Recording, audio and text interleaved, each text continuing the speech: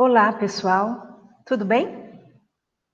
Hoje nós vamos conversar um pouco sobre o poema Protesto de Ferreira Goulart, cujo nome é A Bomba Suja.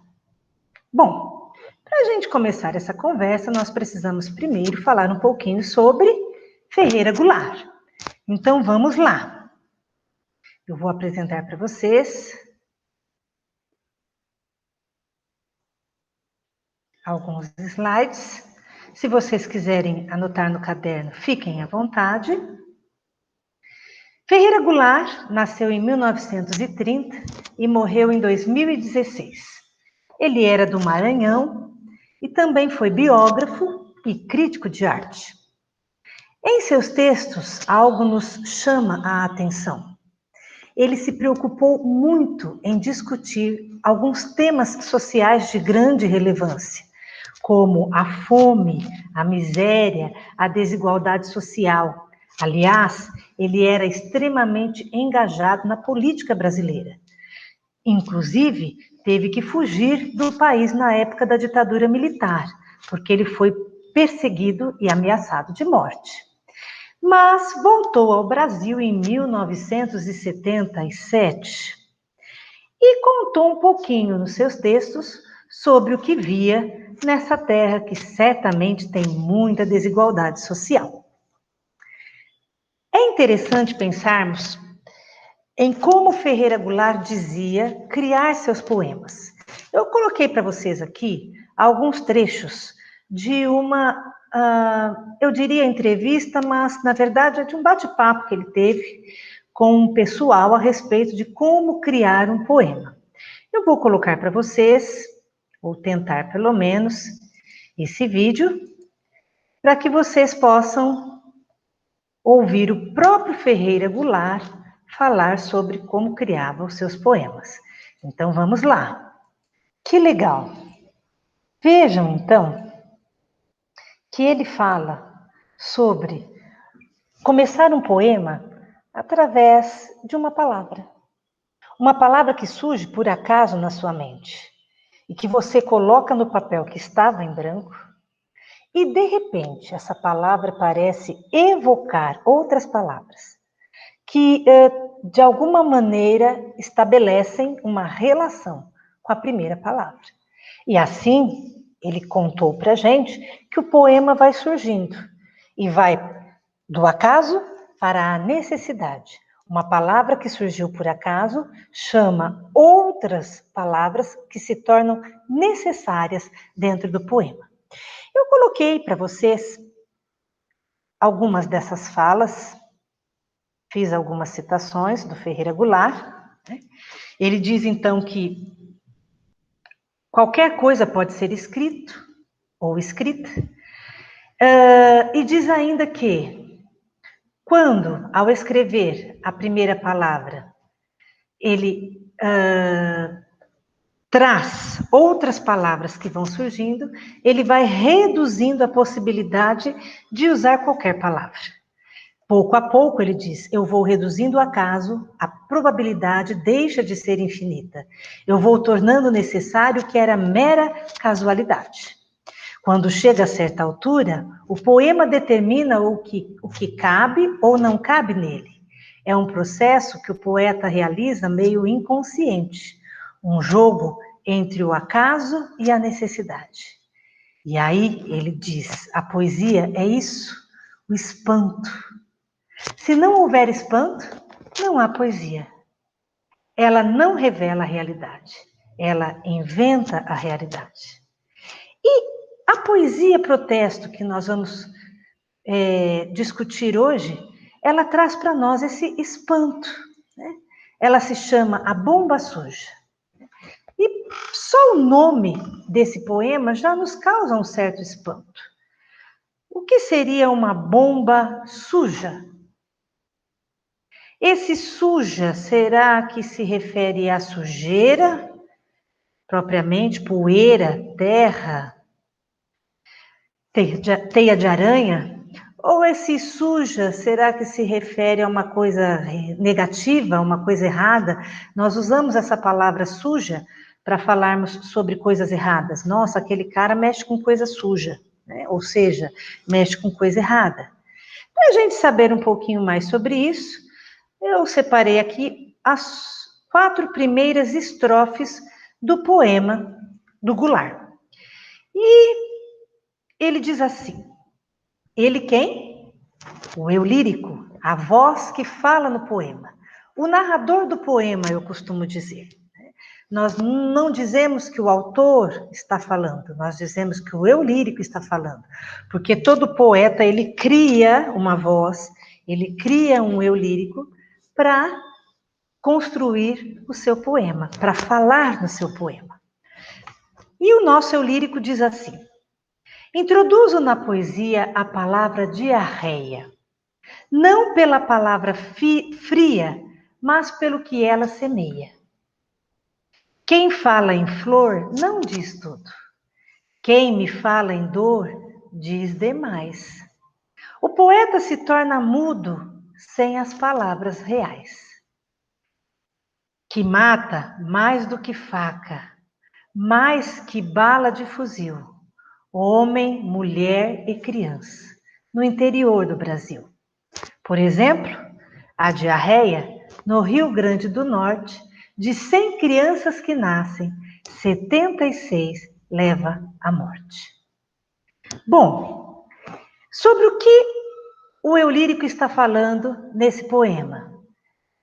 Vocês sabem que o poema Protesto, ele recebe esse nome porque nele o eu lírico sempre declara alguma discordância ou faz alguma crítica em relação a alguma coisa que ele vê acontecer na sociedade que o incomoda.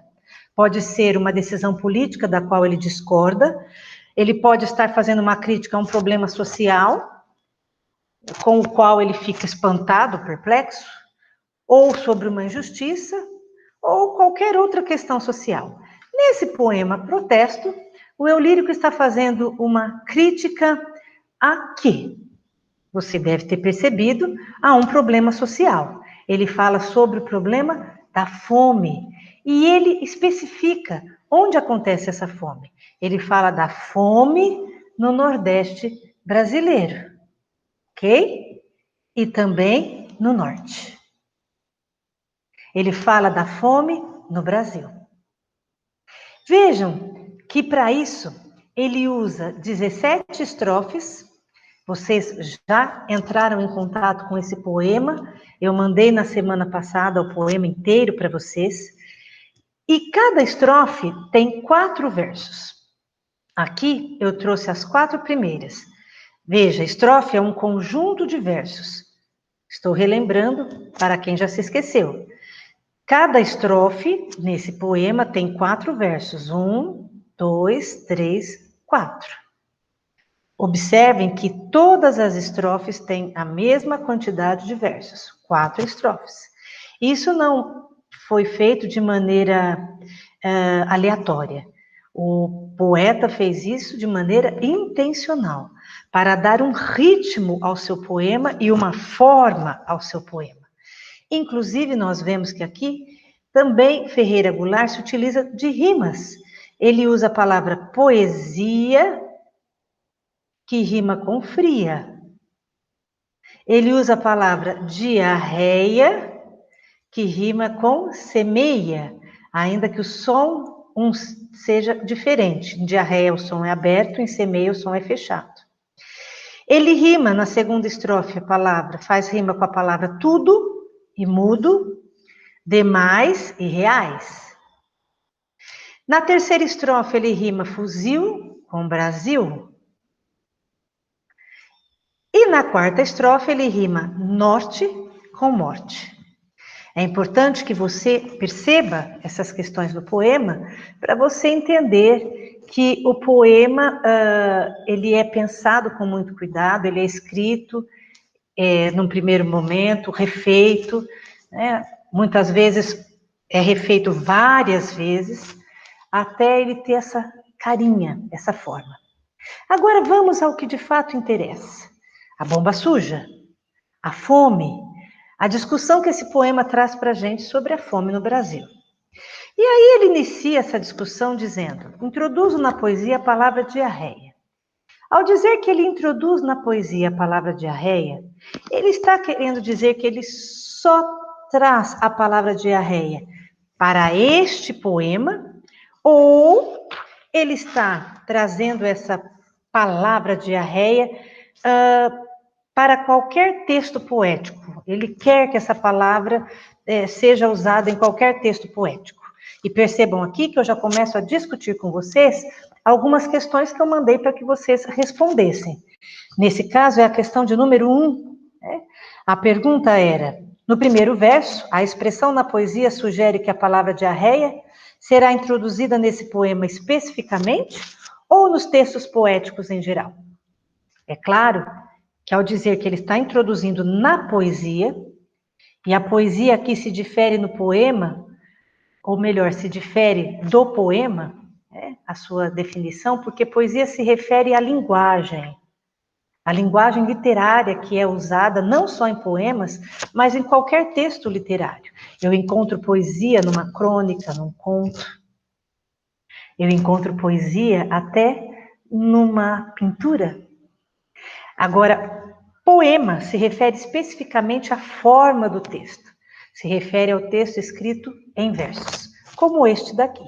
Ao dizer que ele introduz na poesia a palavra diarreia, ele está apontando para nós que ele gostaria que a palavra diarreia aparecesse nos textos poéticos em geral, em qualquer um deles. E por quê? Introduzir a palavra diarreia no texto poético, se essa palavra nos parece tão disfórica, tão negativa, nos lembra de algo ruim, de algo que gera dor, de algo que manifesta uma doença, de algo que nos remete a uma infecção, né? Diarreia não parece uma palavra poética, uma palavra bela para ser usada num poema. E é verdade. Ele faz isso intencionalmente. Ele quer nos provocar a pensarmos um pouquinho sobre por que introduziríamos diarreia no poema. Né? E aí ele completa dizendo, não pela palavra fria. Se nós olharmos no dicionário, nós vamos encontrar uma definição bem distante da diarreia que ele usa aqui no texto, mas pelo que ela semeia. E o que ela semeia, segundo o nosso eu lírico? O que a diarreia semeia aqui? Antes de continuarmos essa discussão, gostaria de lembrar-vos que uma outra pergunta feita nas questões que eu mandei para vocês é o que explicaria a ausência da palavra diarreia na poesia? E é óbvio que é justamente o fato de que diarreia é uma palavra feia, é uma palavra que parece muito popular para ser usada no poema. Normalmente, os poetas se utilizam de palavras mais rebuscadas, mais finas, em suas poesias e em seus poemas, não é? Mas Ferreira Goulart ousou usar diarreia no seu poema, justamente porque esse poema é um poema protesto. Ele está protestando contra a fome. E a fome, muitas vezes, também gera diarreia. E é disso que ele fala aqui na segunda estrofe, quando ele diz assim: quem fala em flor não diz tudo. Quem me fala em dor diz demais. O poeta se torna mudo sem as palavras reais. E nessa estrofe, ele está fazendo uma crítica, inclusive, a todo poema, a todo poeta e a toda poesia que se distancia da realidade, que não usa palavras reais. Para ele, esses poetas se tornam mudos. Por isso que ele afirma que quem fala em flor não diz tudo, porque a flor é algo usada com muita frequência, né, nos poemas, na poesia. Mas ele diz que quem fala em dor diz demais, ou seja, diz mais do que quem fala em flor. Ele diz ainda que mata mais do que faca, mais que bala de fuzil, homem, mulher e criança no interior do Brasil. Quem é o sujeito aqui? O que mata mais do que faca, fuzil, homem, mulher e criança no interior do Brasil? A diarreia. A diarreia. E aí ele dá um exemplo. Por exemplo, a diarreia no Rio Grande do Norte, de 100 crianças que nascem, 76 leva à morte. Está aí a nossa bomba suja? Será a diarreia a bomba suja? A bomba que está matando mais do que faca, fuzil, tantas pessoas no Brasil? Bom, agora eu trouxe para vocês as 4 últimas estrofes. Na verdade, eu trouxe para vocês, não as 4 últimas, porque eu não trouxe aqui a última, né? É a penúltima, a antepenúltima e as 2 anteriores a elas. Para nós discutirmos como que ele termina esse poema. Só que antes queria aproveitar que eu coloquei aqui para vocês um quadro para que vocês pensem um pouquinho sobre algumas palavras que ele usa no poema dele. Ele fala sobre bomba D, espoleta, bomba relógio, bomba. Por que ele usa essas palavras? Bom, vejam que aqui na terceira estrofe, ele usa algumas palavras que são hipônimos de arma. O que é hipônimo? Eu perguntei isso para vocês. Hipônimo são as palavras, os termos mais específicos, né? Então, dentro do hiperônimo, que é um termo mais abrangente, então, dentro do hiperônimo arma, quais são os hipônimos que ele usa? Retomando, hiperônimo é um termo mais abrangente. Então, vamos pensar na arma. A bomba é uma arma. Então, ele usou um hiperônimo. Arma, bomba.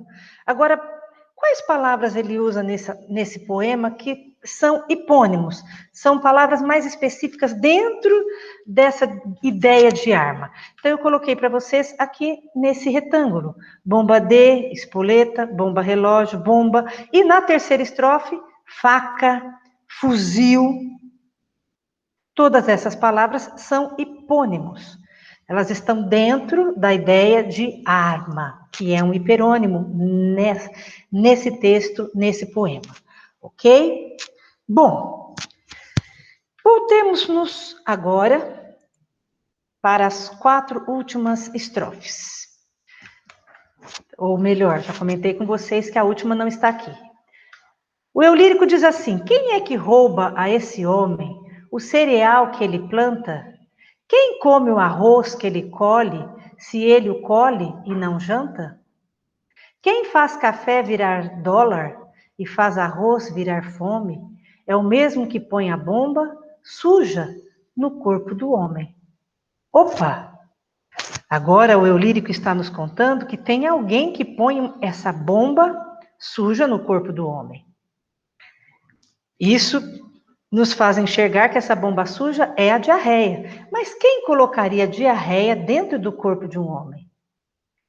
Ele está dizendo, a mesma pessoa que faz café virar dólar e faz arroz virar fome, a mesma pessoa que rouba a esse homem o cereal que ele planta, a mesma pessoa que come o arroz que esse homem que sofre de diarreia colhe. E que ele colhe e não janta. Quem, então, seria essa pessoa que traz a diarreia para o homem trabalhador, que trabalha e não come? E em seguida, o eu lírico nos traz uma mensagem, nos convocando para fazermos algo diferente, para pensarmos nessas questões e para mudarmos a nossa sociedade, porque ele diz assim: mas precisamos agora desarmar com nossas mãos a espoleta da fome que mata nossos irmãos. Mas precisamos agora deter o sabotador que instala a bomba da fome dentro do trabalhador. E ao usar essa palavra sabotador, há uma certa agressividade aí na voz do eu lírico, porque ele indica que produzir a fome seria uma uma ação intencional, né? Contudo, não há o convite para uma ação violenta ou um discurso de ódio em relação ao grupo criticado que está presente aqui, esse grupo, nessas duas estrofes anteriores, né? Mas sim, a declaração está presente neste poema de que é preciso construir a esperança. E ele fortalece essa ideia com a última estrofe que eu vou ler para vocês, quando ele diz assim: e sobretudo é preciso trabalhar com segurança para dentro de cada homem, trocar a arma de fome pela arma de esperança. Então esse poema nos evoca a esperança, traz para cada um de nós que lemos esse poema esse desejo de eliminarmos a fome,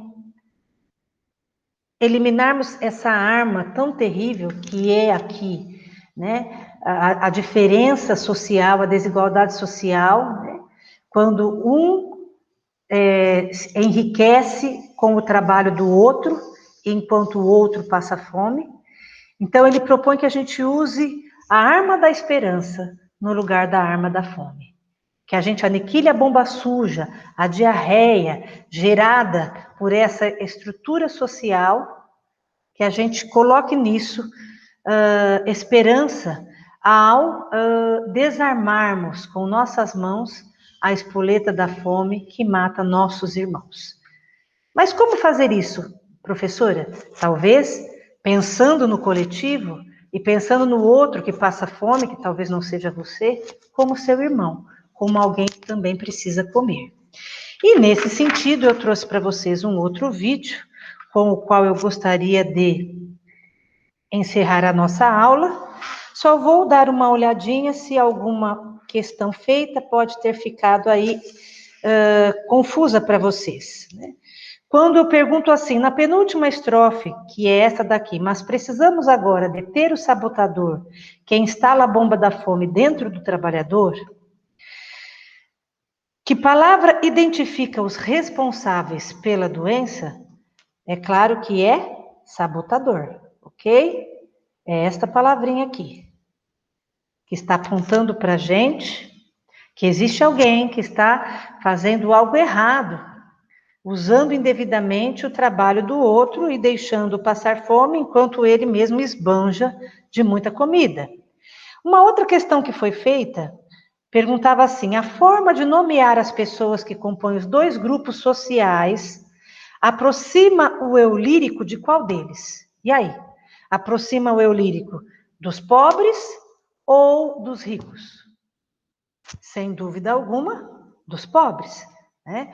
O poema de Ferreira Goulart, ele faz um apelo para que a gente se preocupe com os pobres, para que a gente ajude os pobres, tá? Uma outra pergunta feita era a seguinte: que função o eu lírico acredita ter no contexto que descreve? Já falei sobre isso. Não só o eu lírico, mas eu e você também. A função de ajudar a deter a fome e criar a esperança. Que recurso gramatical evidencia essa inclusão, né? Quando ele usa esse verbo aqui no plural. Ele está se incluindo. Precisamos está no plural e está na primeira pessoa. Já ensinei isto para vocês, né? Quando ele usa o verbo na primeira pessoa, do plural, ele está se incluindo aí. Ele está dizendo que todos nós precisamos fazer alguma coisa. Então, respondam aí o uso da primeira pessoa do plural. Que papel teria o leitor? Eu e você. O mesmo do eu lírico. Mudar o quadro social para salvar as pessoas mais vulneráveis. Qual é o objetivo do poema, depois dessa nossa discussão? Chamar as pessoas para resolver o grave problema social denunciado no poema, que é a fome. Ok? Bom, se você ainda tiver alguma dúvida, nós teremos uma aula online na semana que vem, ok? E aí eu poderei esclarecer as suas dúvidas. Por hora, estou encerrando por aqui a nossa vídeo aula de hoje e gostaria, para isto, de apresentar para vocês um vídeo bem pequeno chamado Alimento para Todos e Todas. Eu gostaria que você prestasse bastante atenção na discussão desse vídeo. É um vídeo que nos mostra aí como é importante pensarmos no coletivo, pensarmos uns nos outros, sermos solidários.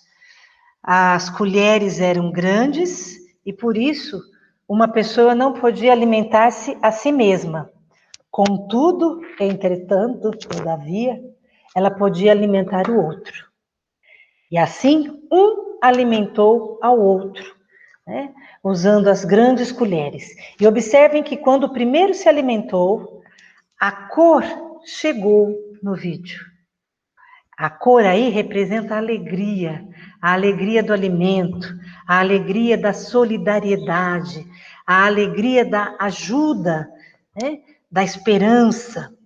Então, que bom se a nossa aula de hoje trouxer para você uma reflexão a respeito da situação do brasileiro e possibilitar a você provocar uma transformação na sociedade. Pensar em estratégias que você possa usar para melhorar a condição de vida, não só do próximo, mas até mesmo a sua. Tá? Por hoje é só. Espero que você tenha gostado do poema Protesto do nosso querido Ferreira Goulart.